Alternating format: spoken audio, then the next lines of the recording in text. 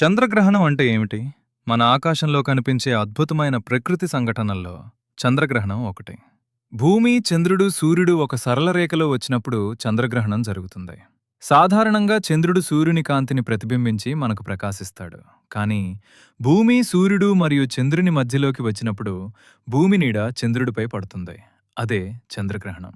భూమి నీడ రెండు భాగాలుగా ఉంటుంది: పెనుంబ్రా మరియు అంబ్రా. చంద్రుడు పెనుంబ్రా ప్రాంతంలోకి వచ్చినప్పుడు స్వల్పంగా చీకటి కనిపిస్తుంది.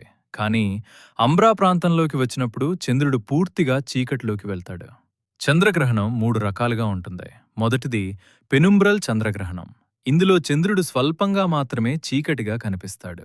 రెండవది పాక్షిక చంద్రగ్రహణం. ఇందులో చంద్రుని ఒక భాగం మాత్రమే చీకటిగా మారుతుంది. మూడవది సంపూర్ణ చంద్రగ్రహణం.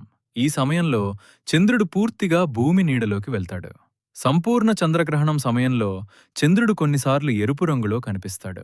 దీనిని బ్లడ్ మూన్ అని కూడా అంటారు.